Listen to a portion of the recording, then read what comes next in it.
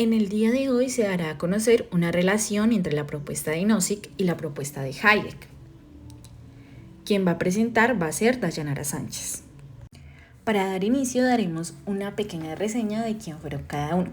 Nozick fue uno de los tantos intelectuales de su época, atraído inicialmente por las políticas socialistas de la New Left, quien más adelante se encontró con las obras de los defensores del capitalismo como Hayek, Mises, Rothbard o Hamm, quien lo llevó a renunciar al pensamiento de izquierda y a adherirse a las ideas del liberalismo capitalista.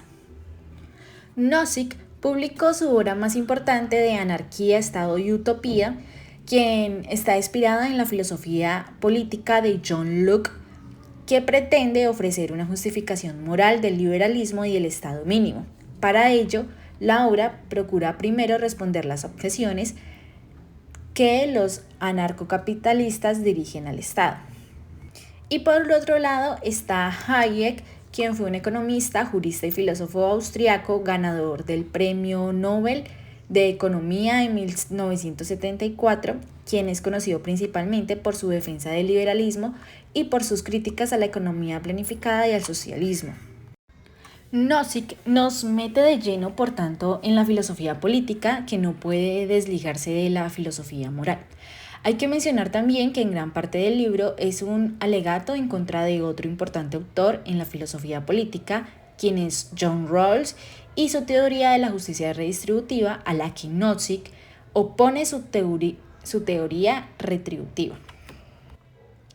El libro comienza con una pregunta: si no existiera el Estado, ¿sería necesario inventarlo? Para responder esa pregunta, Nozick postula el realizar un análisis recuperando la arcaica idea del estado de naturaleza, donde es consciente de que ningún Estado ha sido creado a partir de esta supuesta situación, ni en base a un contrato social.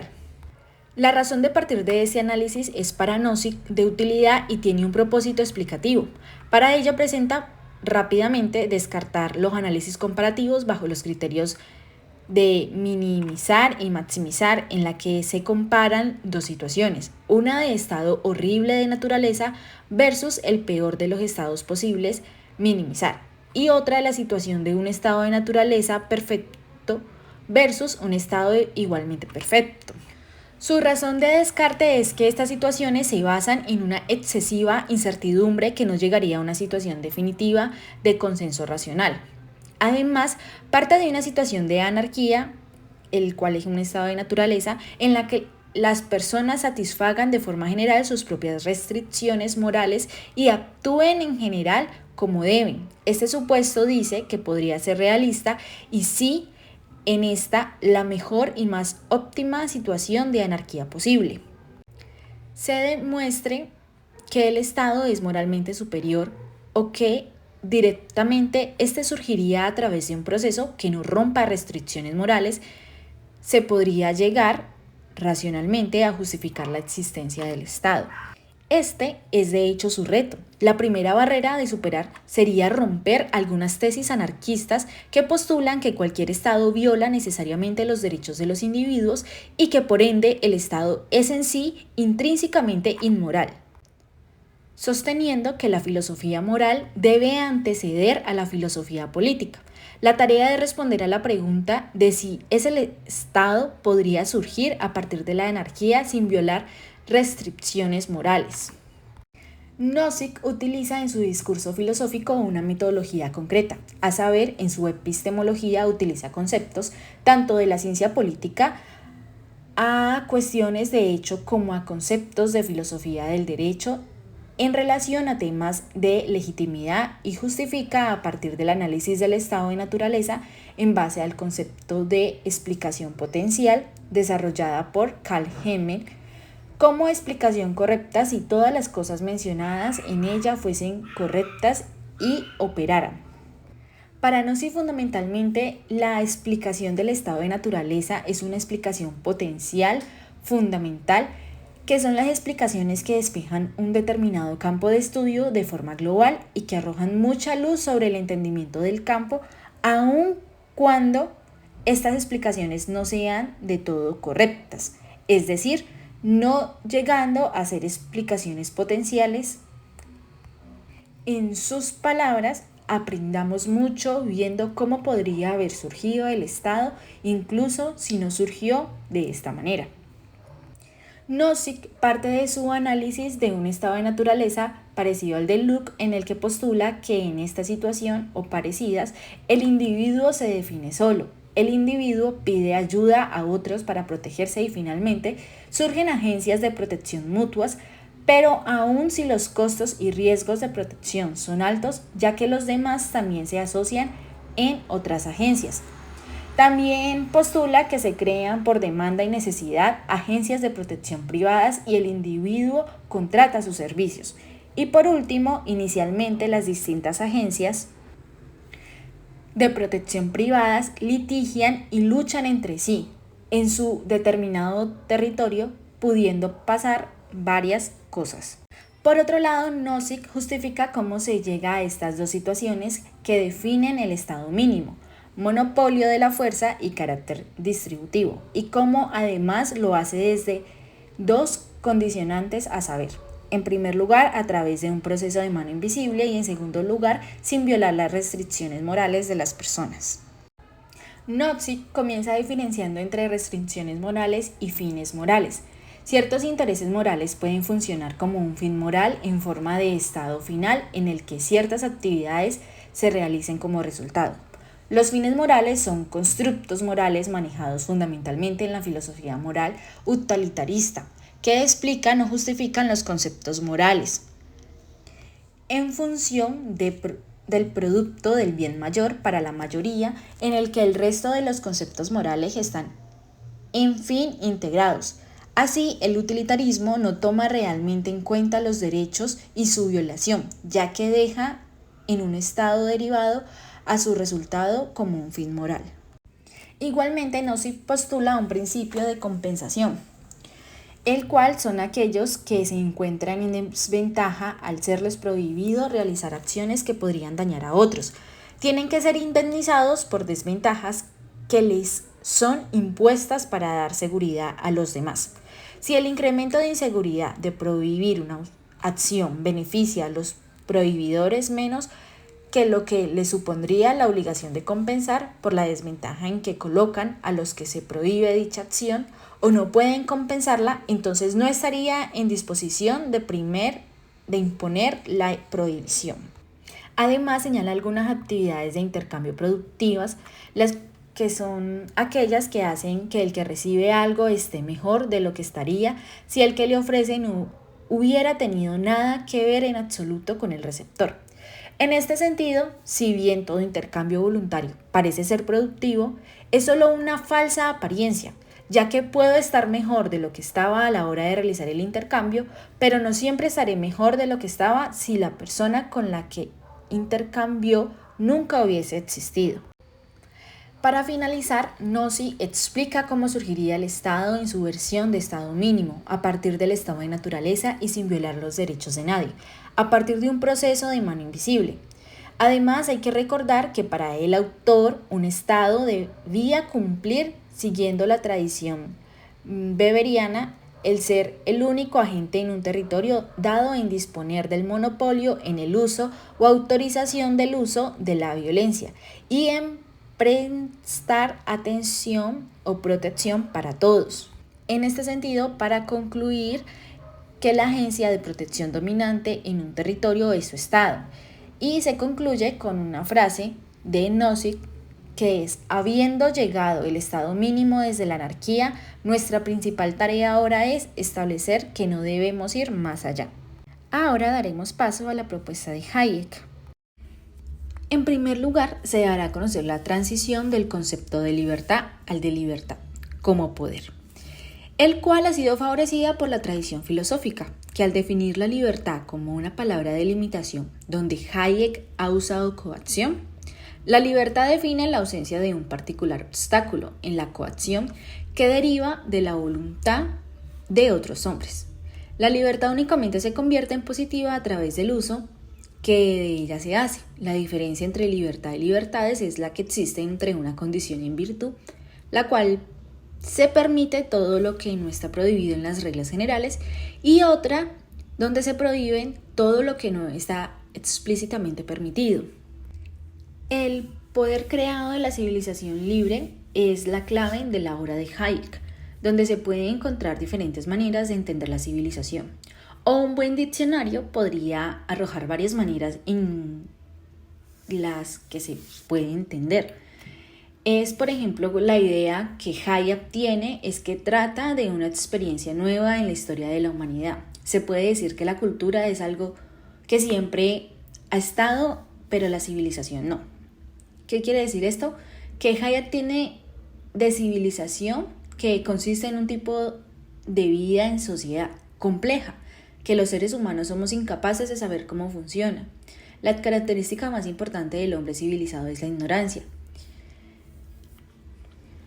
Pero es importante saber cuáles son los límites del conocimiento humano, los límites del entendimiento humano, de la razón humana, del conocimiento. Desde la modernidad se nos vende que el conocimiento es supremo, pero Hayek afirma que no solo del académico, del que adquirimos en la escuela, sino que hay otras clases de conocimientos ante las que la razón humana se ve limitada.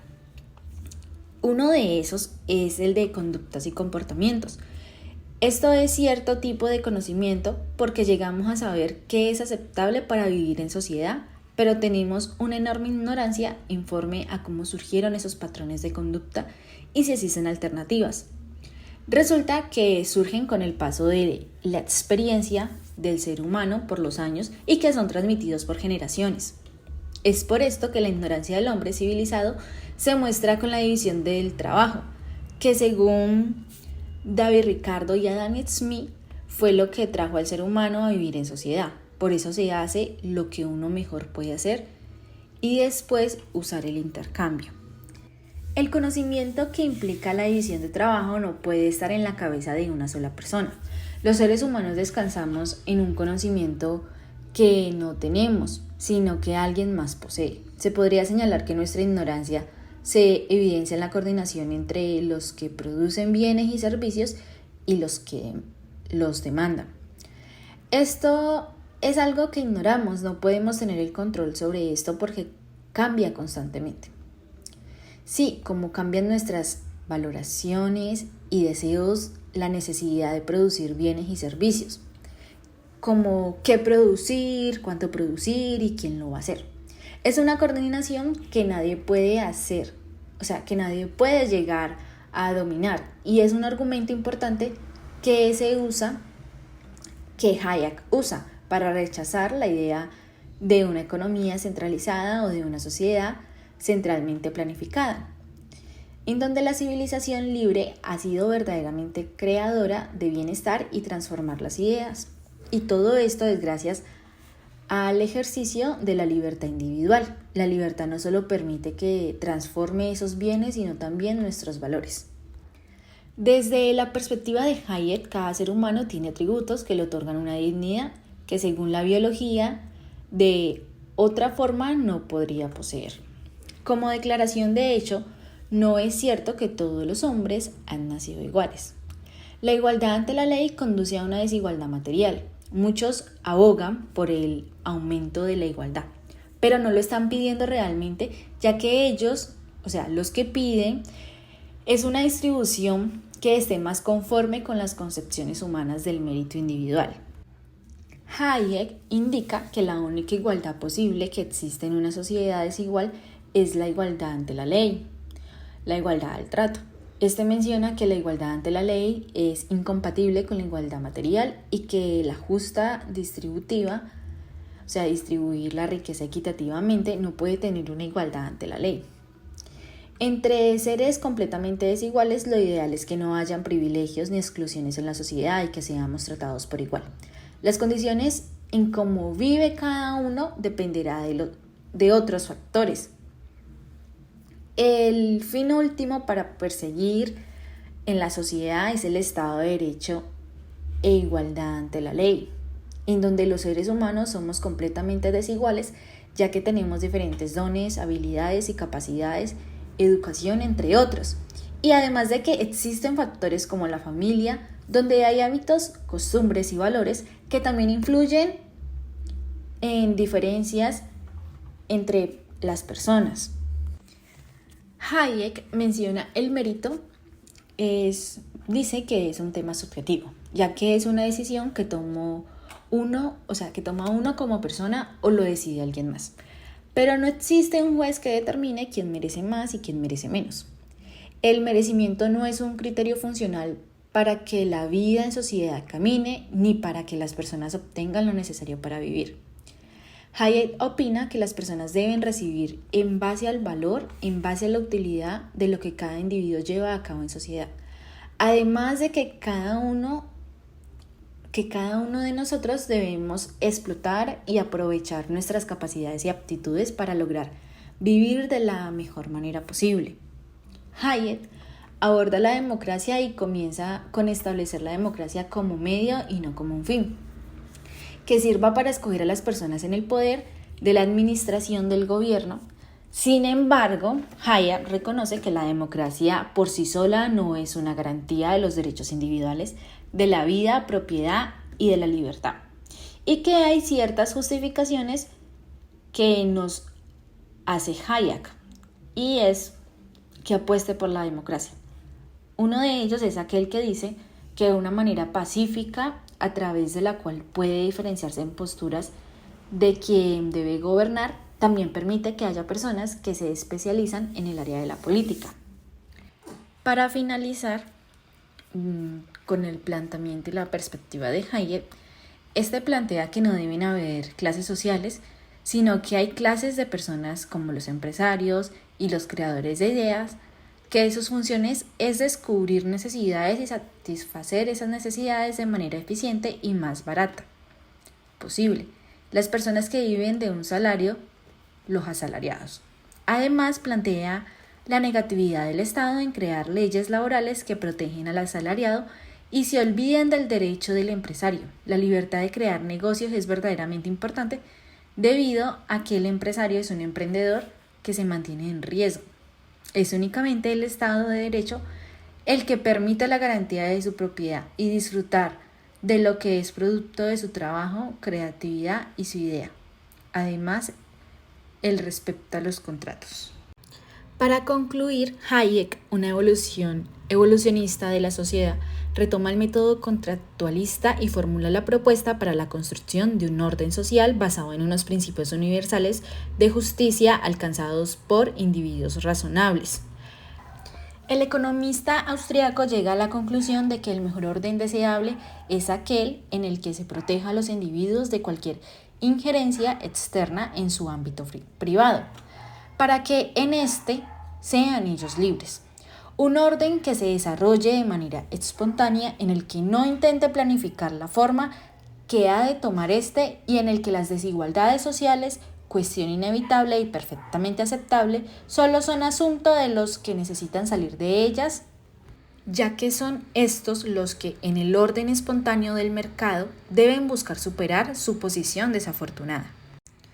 Nozick no cree que la cooperación social produzca por sí misma un problema distributivo, pues entiende que la contribución que cada uno hace al acervo de los bienes que resulta de dicha cooperación puede determinarse conforme las reglas generales de la teoría de la utilidad marginal. En consecuencia, y de acuerdo a lo que Nozick sostiene en Anarquía, Estado y Utopía, cualquier estado mayor que el estado mínimo es moralmente inadmisible, pues sus atribuciones implican necesariamente la violación de los derechos individuales de las personas sometidas a su autoridad.